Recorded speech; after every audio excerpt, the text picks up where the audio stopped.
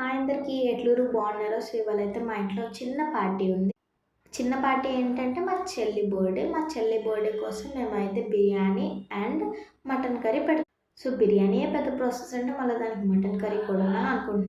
దానికి ఏం లేదండి, కడాయి పెట్టుకొని దాంట్లోకి కొంచెం ఘీ యాడ్ చేసుకొని అండ్ ఆయిల్ కూడా కొంచెం వేసుకొని అవి 2 వేడెక్కిన తర్వాత బిర్యానీ మసాలాలు, కొంచెం వెజ్జీస్ కూడా యాడ్ చేసుకొని మీకు ఇష్టమైనవి, కాకపోతే ఉల్లిపాయ, టమాటో, పచ్చిమిర్చి కంపల్సరీ వేసుకోండి. దాని తర్వాత గ్రీన్ పీస్ ఇంకా మీరు ఏం వేసుకుంటారో అది మీ ఇష్టం.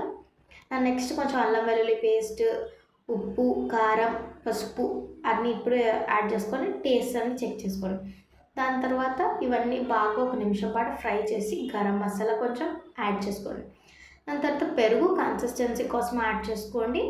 దాని నెక్స్ట్ బాస్మతి రైస్ కొంచెం ముందే నానబెట్టుకున్నవి నీళ్ళతో పాటు యాడ్ చేసుకున్న తర్వాత అందులో కొంచెం కొత్తిమీర, పుదీనా యాడ్ చేసుకొని ఉప్పు చెక్ చేసుకున్న తర్వాత దమ్ పెట్టేస్తే బిర్యానీ రెడీ అండి. మటన్ కర్రీకి ఆయిల్, ఉల్లిపాయలు వేసి బాగా ఫ్రై చేసుకున్న తర్వాత బ్రౌన్ వచ్చినాక మటన్ ముక్కలు ఇంకా అల్లం వెల్లుల్లి పేస్ట్ వేసి బాగా వేపుకోవాలి.